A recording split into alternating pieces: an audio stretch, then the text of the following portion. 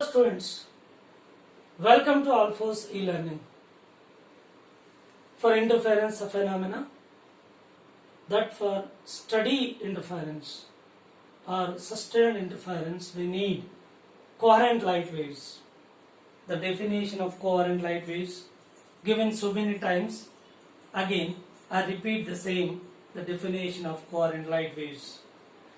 Two light waves which are having same frequency maintain the constant phase difference or zero phase difference over a distance and time are called coherent light waves. So here coherent light waves cannot be obtained by two independent identical sources. It is not possible at all. Why? Because the phase of the light, its phase of the light changes randomly, rapidly for every 10 power minus 8 seconds. Therefore, it is not possible to maintain the constant phase difference when the two light waves which are originating from two independent sources, because their phases are changing rapidly and randomly. Whereas two identical laser sources can act as coherent sources.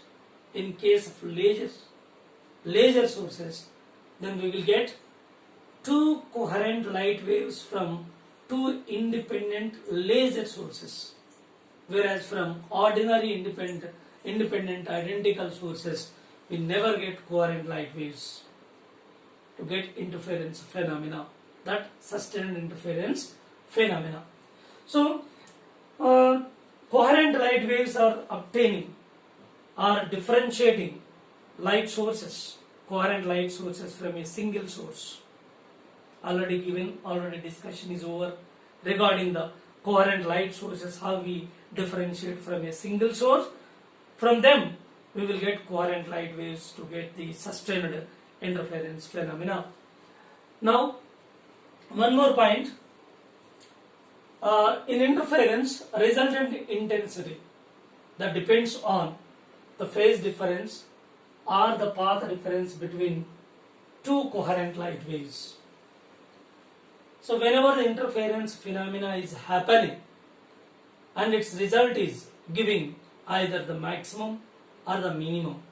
So maximum, which is concerning to constructive interference, the minimum concerning to destructive interference. Already we discussed this point. When crest of one wave and crest of another wave superpose and giving constructive interference, when trough of one wave and trough of another wave combine to give constructive interference, and whenever crest of one wave and trough of another wave superpose will give the destructive interference, because crest and trough both will in out of phase by pi. Therefore, they will combine to give the destructive interference. Okay. Now, here in interference, resultant intensity depends on phase difference or the path difference between two coherent light waves. Let us see here the path difference. So, what is the meaning of path difference? Let us consider two virtual sources or coherent light sources S1 and S2. From these two light sources, two light waves which are coherent are originating from these two sources, and they are meeting at a point P on the screen in order to give its interference phenomena. So they are meeting and superposed, giving the interference phenomena at point P. And before they meet giving the interference phenomena, the paths covered by the two light waves are different. So from S1 the path covered is X1 and from S2 path covered is X2. Therefore, there is a path difference, that is the path difference in covering the paths arriving at a point on the screen by two coherent light waves is known as path difference. Once again I repeat, the difference in paths traveled by two coherent light waves which are arriving at a point while giving the interference result is known as path difference. So this is S1. From S1 light is traveled through distance x1 and from S2, and this is traveled by x2. Then there is a path difference. That is path difference delta x equal to x2 minus x1. So this is covering greater path and this covering smaller path. There is a path difference for which we are taking the perpendicular line over here from S1, and this is the extra path. So this path is greater than that of this path. How much greater? So this much is greater. That is the difference in paths travelled by the two coherent light waves which are arriving at a point on the screen while giving the interference phenomena. That delta x equal to x2 minus x1. This is the path difference. Now for maximum intensity in the result, so how the path difference will be occur to find the maximum intensity? The path difference will be even multiple of lambda by 2. That is path difference delta x equal to even multiple of lambda by 2, where n is equal to 0, 1, 2, 3, so on. Any value we can substitute in order to find the maximum intensity. So intensity maximum order will be there. So for different orders of maxima, we will substitute that n is equal to 0, 1, 2, 3, so on. So our path difference is n lambda. By cancelling this 2 and 2, then you will get delta x equal to n lambda. This is the path difference for maximum intensity. And for minimum intensity, that is destructive interference. So here maximum intensity means constructive interference. For maximum intensity or the constructive interference, the path difference will be even multiple of lambda by 2 or delta x equal to n lambda. For minimum intensity, that is destructive interference, so path difference will be odd multiple of lambda by 2, that is delta x equal to 2n minus 1 into lambda by 2, which gives the odd multiple where n is equal to 1, 2, 3 and so on. So these are the integer values which we are going to substitute in it to get the order of minima, order first order, second order, third order. So when we substitute this 1 first order minimum, 2 second order, third order, like that, different minima will be obtained on the screen, okay, by the interference phenomena in the result, okay. Now phase difference. The difference in angles expressed in radians between the two coherent light waves which are arriving at a point known as phase difference, or the difference in angles expressed in radians by two coherent light waves or between two coherent light waves over a distance is defined as phase difference. Now delta phi is equal to phi 2 minus phi 1. So for maximum intensity,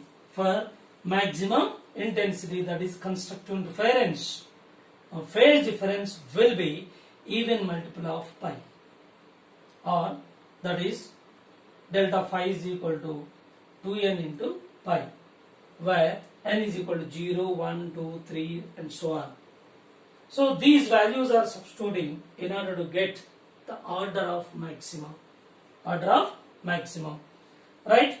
Here we can also take path difference is even multiple of lambda by 2, already we discussed just now.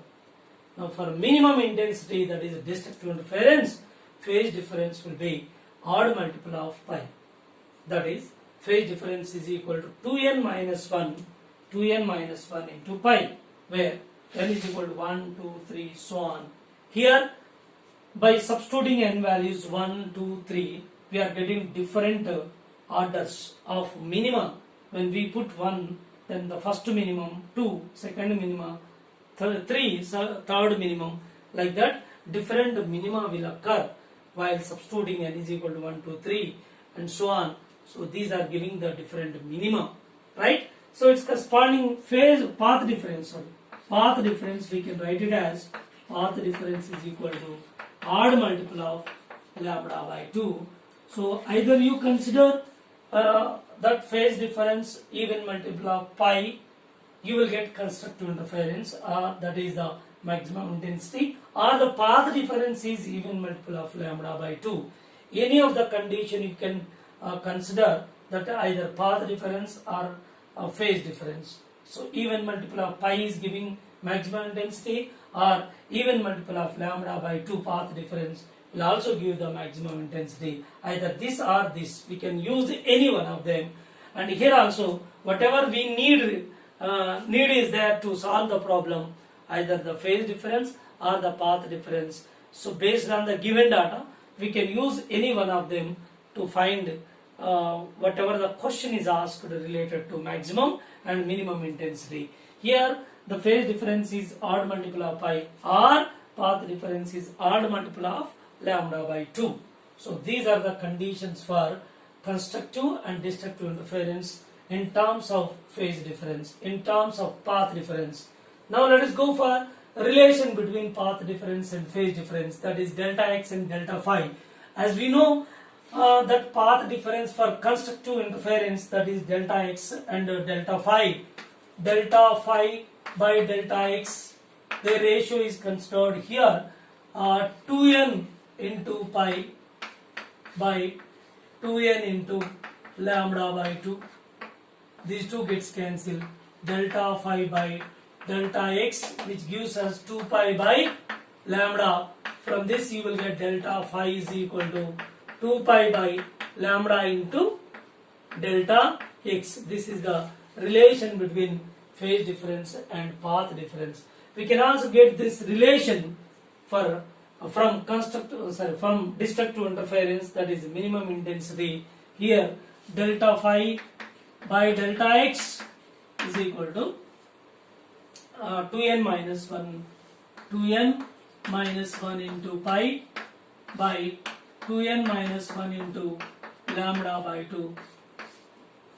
By simplifying this, delta x is equal to 2 pi by lambda, which gives delta phi is equal to 2 pi by lambda into delta x. This is the relation between phase difference and path difference.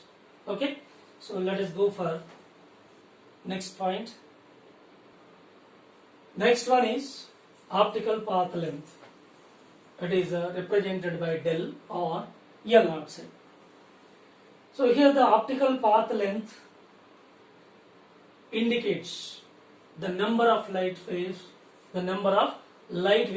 that fit into that path.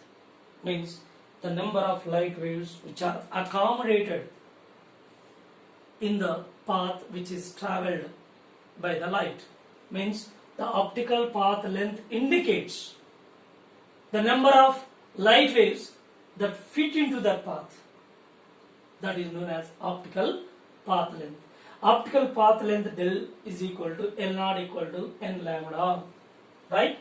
So whenever we consider a medium of refractive index mu and its geometrical length is L, this is the geometrical length, and its refractive index is mu.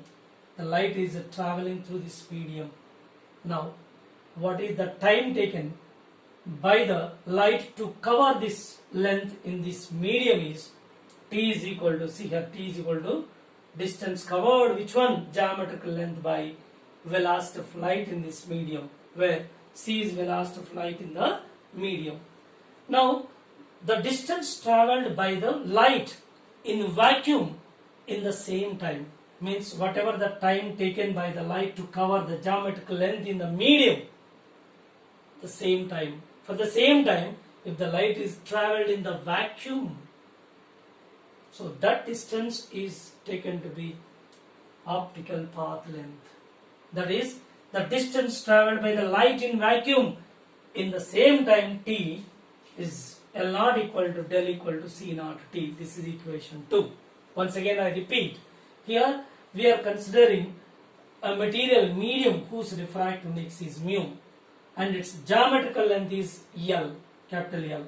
Now the light is travelled through this medium for which it takes the time to cover this geometrical length.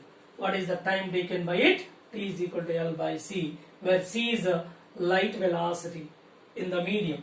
Now, the distance traveled by this light in vacuum in the same time in the same sense, whatever the time taken by the light to cover the geometrical length through the given medium whose refractive index is mu. For the same time, if the light is traveled in vacuum, so that distance traveled by the light in vacuum is taken to be optical path length simply. That is L naught equal to del equal to C naught T. From equations 1 and 2, see here, this is del or L naught is equal to del equal to C naught T. Instead of T, we can substitute L by C.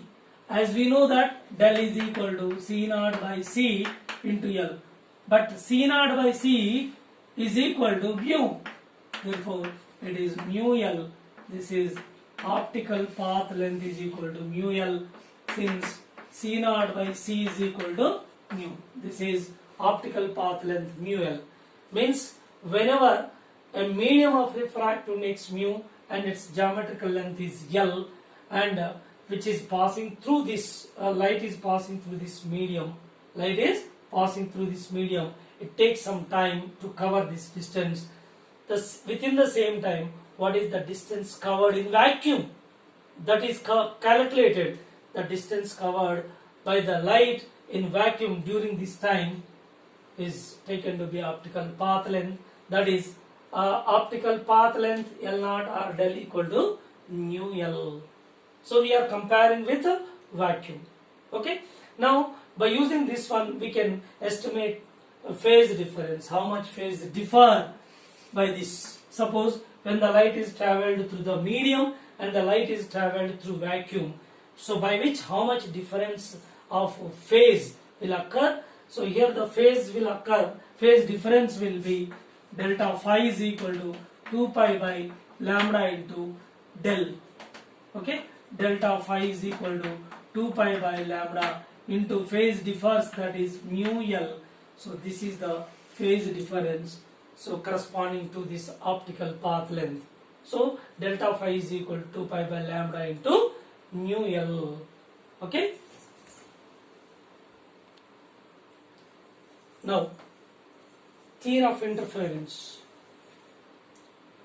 and observing maximum and minimum in the interference pattern on the screen. And this was conducted by the experiment conducted by Thomas Young. Thomas Young experimentally observed that the interference of two light waves when a monochromatic source from which the light is allowed to pass through two pinholes S1 and S2, which are at equidistance from the point source. They are equidistant from the point source, and the two light waves, which are said to be coherent light waves, which are allowed to pass through S1 and S2. And these two light waves are superposed one over the other, will give alternate bright and dark bands on the screen in the result. So whenever from the point source the light is allowed to pass through two pinholes which are keeping at equidistant from the point source S1 and S2, and these two are allowing the two light waves which are said to be coherent light waves, because these two light waves are differentiated from a single source. When the two light waves are differentiated from single source and they are taken to be coherent light waves. Yes, this is Young's experiment, Thomas Young conducted. So this is called a Young's double slit experiment. There are two slits or two pinholes are made on the cardboard and which are keeping at equidistant from a point source. From the point source, a spherical wavefront is obtained, which is travelling and incident on this cardboard, and majority of the wavefront is obstructed.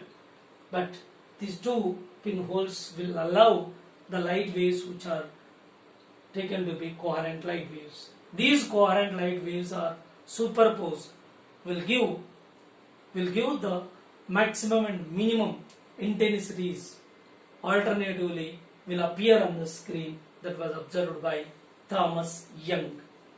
Okay, now by this observation here the points on the, see here, let us consider two light waves. Here this is one light wave, this is another light wave. These two are allowed by S1 and S2. Now here for the first wave, all the crusts are represented by thick line in this diagram. I am going to give the diagram how they are superposed.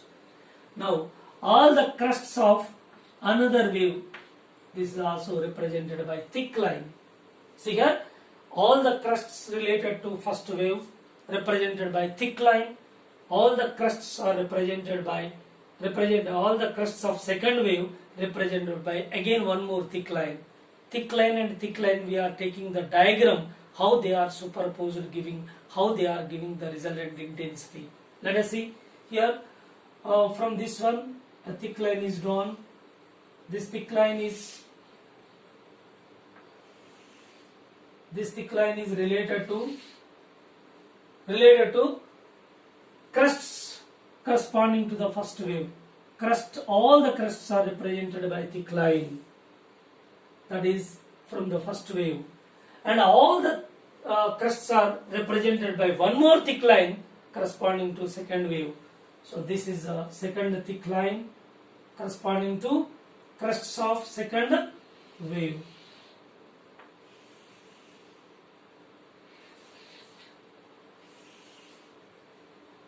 Yes, what is happening there?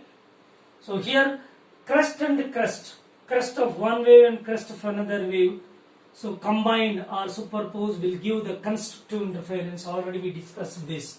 So here this is the thick line corresponding to the first wave. So this is thick line corresponding to the second wave.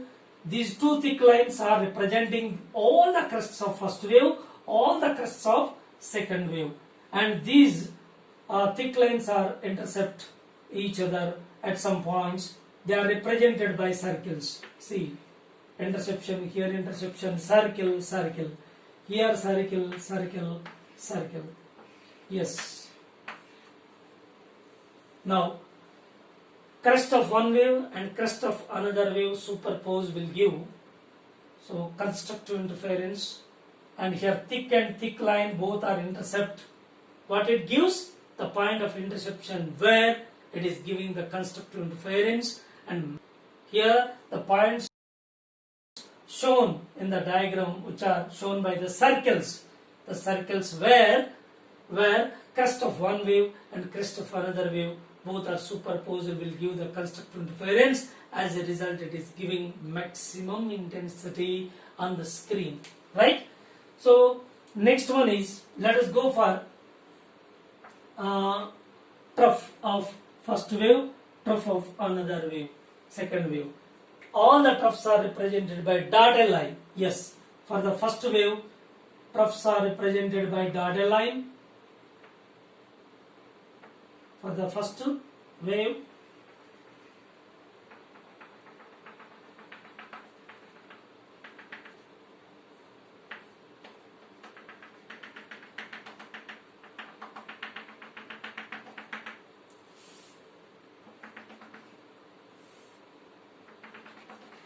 okay, so this is the dotted line corresponding to all the crests of first wave.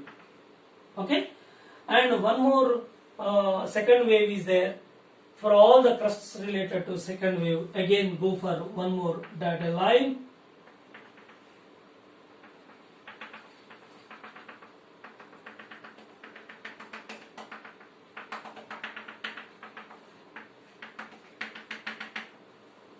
So we can observe again, when trough of one wave and trough of another wave superpose will give again constructive interference.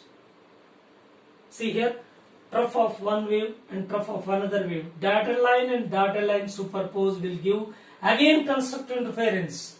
thick and thick superpose will give constructive, and dotted line and dotted line will give constructive interference. Therefore, they are represented by circles. Again, here dotted and dotted circles.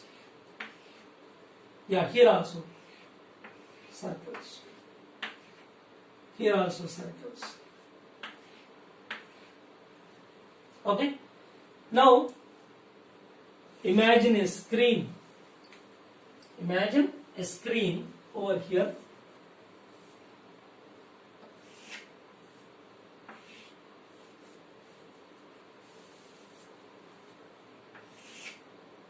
Right? So next one is, if you observe that there is a thick line and a dotted line. What does it mean?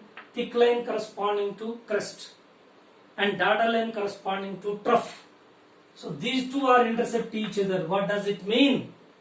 Whenever the crest of one wave and trough of another wave superpose will give the destructive interference already we discussed. So those points are represented by crosses. Here dotted and thick, dotted and thick, dotted and thick, dotted and thick. All these intersection points are represented by crosses. Yeah, here also cross.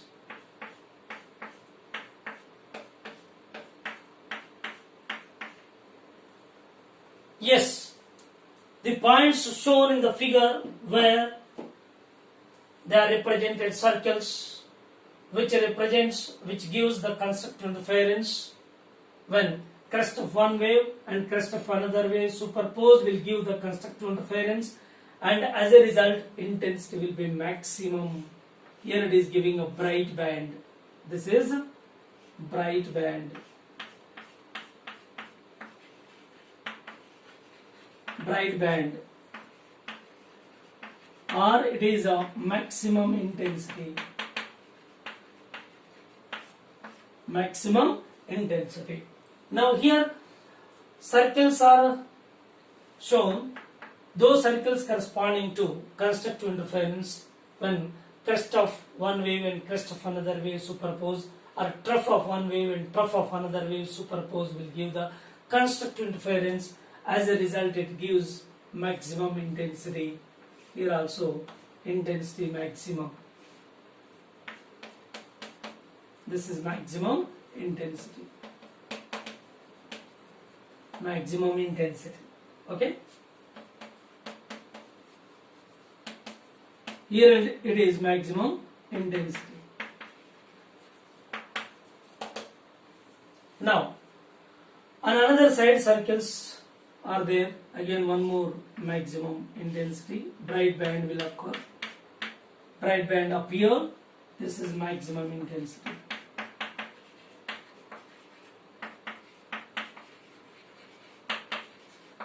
Maximum intensity.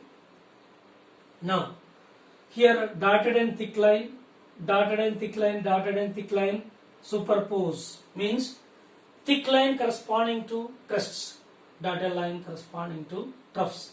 When crest of one wave and trough of another wave superpose will give the destructive interference. Therefore, it is giving a dark band. So minimum intensity over here. Here it is minimum intensity. This intensity is a minimum. Minimum intensity, which is known as dark band. Dark. Okay. So here crosses are representing the dark band, that is minimum intensity.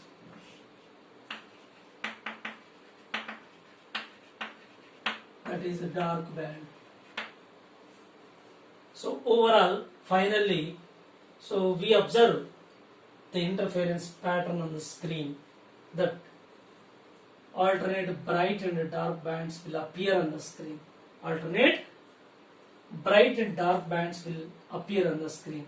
A series of alternate bright and dark bands will be observed on the screen by Thomas Young. Thomas Young. So according to him, so he is saying that, so this is the interference pattern which appear on the screen. So according to the conditions when crest of one wave and crest of another wave superpose and trough of one wave and trough of another wave superpose will give the constructive interference. As a result, it is giving maximum intensity which gives a bright band on the screen. When crest of one wave and trough of another wave superposed will give the destructive interference. For destructive interference, so as a result it is giving the minimum intensity and dark band will appear on the screen. A series of alternate bright and dark bands will appear on the screen. So bright, dark, bright, dark, bright. So in this way the bands will appear. So interference pattern will appear on the screen. And very important note. So here the dark band is appeared means no destruction of light over here. Bright band appeared means no creation of no production, no creation of the light here. The light can neither be created or energy can neither be created nor destroyed. It doesn't mean the dark band is appeared where the light is destructed. The bright band is appeared where the light is created. So both are wrong. So what is happening there? So it follows the law of conservation of energy, that the light is shifted from a region of minimum intensity to the region of maximum intensity. Just from here the light is lift off and overlap over here. Therefore the light from the region of minimum intensity to region of maximum intensity shifted. So as a whole, total amount of energy of light remains constant. So it doesn't mean the light is destructed at the dark band and the light is not created at the bright band. Just to follow the law of conservation of energy, that the light is shifted from a region of minimum intensity to region of maximum intensity. So this is the totally interference phenomena was observed by Thomas Young by his experiment.